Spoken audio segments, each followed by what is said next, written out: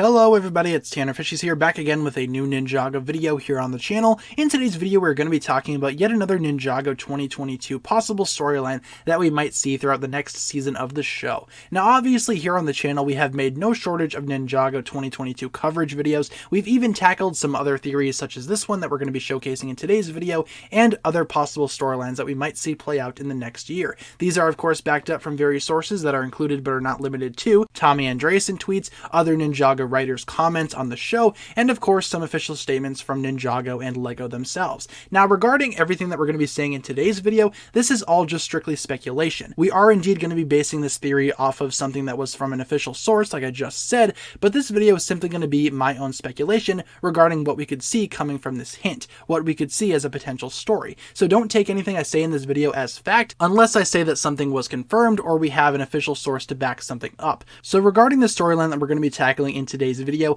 I kind of thought that this could work as an upcoming story, piecing together some various hints and clues that we've received so far. What if Ninjago actually proposes a corrupt police storyline, where the cops of Ninjago decide to go AWOL a little bit and take on the ninja themselves? Now of course to back this up we do have some, I guess, hints and clues from various sources such as Tommy Andreasen. He has said in a recent Ninjago interview that the government of Ninjago will be involved in some way in the next season of the show, or at least in the 2022 storyline. Now obviously this could basically be up to interpretation, this could basically mean anything, but the government of Ninjago was something that hasn't really been touched on before in past seasons. We've had of course the royal family from Sons of Garmadon, who kind of came out of nowhere and were killed off as quickly as they were introduced, and we also have things like the mayor of Ninjago and even the police force themselves. I know the police force isn't considered to be strictly government, but I figured this might come from that. It might actually stem from some type of political drama. Now obviously the possibilities of how to include this storyline are very vast, and I feel like if we worded it in such a way, we could potentially tie in a corrupt cop storyline with the Vengestone buyer subplot,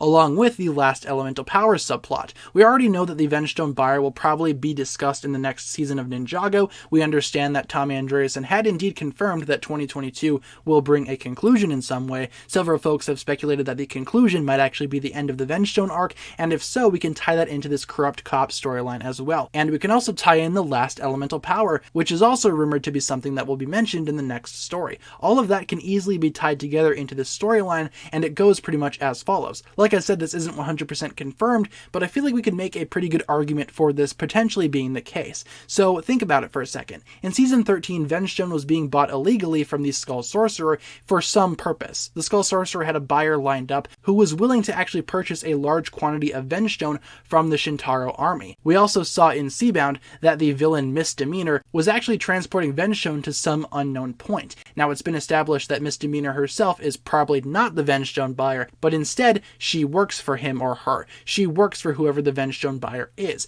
Now after we have all that out of the way, why would someone be wanting to buy Vengestone? Vengestone itself actually cancels out several elemental powers, and we've seen Vengestone work effectively throughout the past couple of seasons of the show, going all the way back to the first season. We've seen Vengestone pretty much throughout all of Ninjago. Now obviously whoever's trying to buy the Vengestone for some reason probably does not want elemental powers to exist. What if Vengestone is actually being bought out by the police as a safety hazard to go against the ninja if they were ever to go rogue? And as such, this could lead to a conflict in the next season between the police force / the government of Ninjago and the ninja themselves. I recently did a video talking about how Ninjago City gets destroyed a lot, and I asked a question in that video: when exactly is the breaking point? At what point does the city of Ninjago actually say no to the ninja and not let them back in because of all the evil things that have happened and because of all the destruction that Ninjago City has faced, especially after Seabound, which arguably caused a lot more destruction to Ninjago City than we had ever seen before. Obviously with the flooding of Ninjago City, it's very unrealistic to think that everybody got away.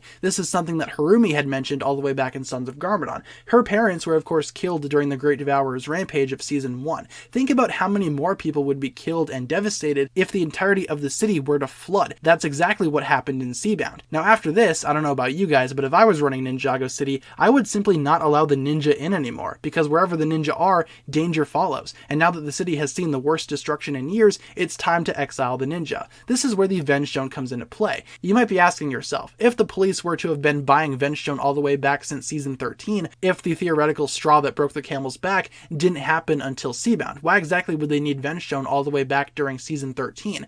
Well, I think it's just because of safety precautions. Even before Seabound, Ninjago City had had seen a large array of destruction, so much so that the ninja themselves probably would be taken into question as well, especially after things like the Overlord's Rampage, both of them. We of course had Emperor Garmadon completely taking over the entirety of Ninjago City during seasons 8 and 9, and in season 10 we literally had the Oni invasion of Ninjago, which took over a lot of Ninjago City and left a lot of people helpless and defenseless. I feel like even at that point in time, the city probably would have taken precautions, especially against elemental masters such as the ninja. Season 15 might be the straw that broke the camel's back, but they could potentially have been preparing for this for years prior. Now, like I said, if the Ninjago City police force is indeed purchasing Vengestone as a way to counteract the ninja, this might actually make a fair bit of sense. Now, moving back on the ninja team following the events of Seabound, one of the ninja would be missing, that of course being Nia. Seeing the destruction that Nia caused during her battle with Wajira, that's all the more reason for the police to be worried about the ninja's involvement. That would basically be more than enough reason to supply all of the police force with various Vengestone weapons and other things to counteract the ninja. Seeing how powerful elemental masters can become, especially in the case of Nia, it's no wonder someone's trying to get Vengestone. People are probably scared of elemental masters and are worried about what they could do,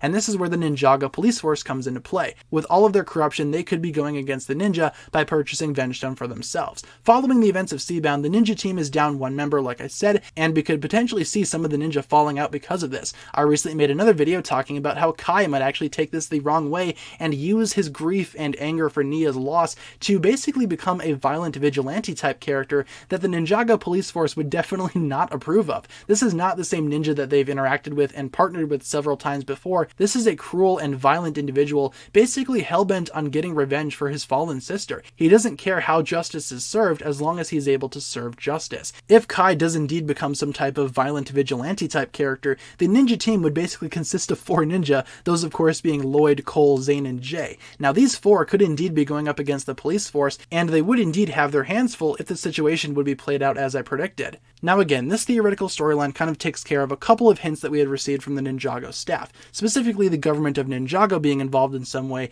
and the Vengestone buyer. But what about the last one, the last elemental power? Where exactly does that fit into all of this? Well, if we tweak the story a little bit, the last elemental power could very well fit in. The police force would have to go against the ninja, people that are very powerful and people that have very intense elemental abilities. Who would you get to go against the ninja? You would get another elemental master, especially if you're concerned that the police force would not be able to handle the ninja on their own. Now this is where the last elemental power comes into play. I feel like the last elemental power will indeed belong to a brand new character who is going to be a new elemental master entirely. Whether or not this character has been around since the beginning of Ninjago is kind of irrelevant. I'm willing to bet that there will be a new character introduced in the next season who will be an elemental master, and perhaps he could have been the Vengestone buyer the entire time. This character could easily want to eradicate all other elemental masters on the planet, and since the police force also wants to get rid of elementally charged beings as they cause great damage to their city, it's kind of an easy scenario and a win-win scenario for both of them if they decide to team up. Now obviously, with that being said, the police force could easily ally themselves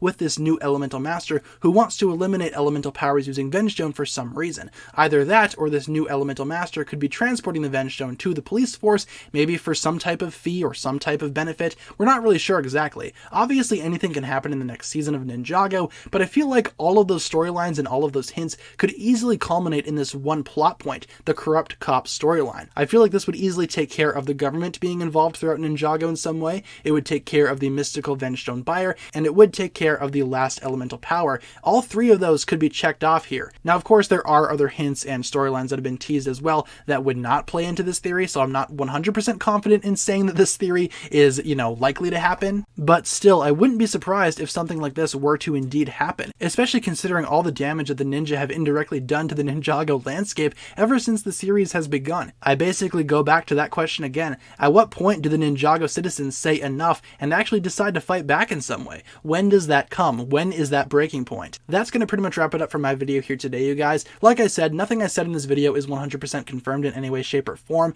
but I just wanted to go ahead and give you guys this possibility because I feel like this storyline, the corrupt cop storyline, could basically tick off a lot of boxes. Like I said, it's very possible that something like this might happen, and who knows, because maybe the police commissioner is the Vengestone buyer for all we know.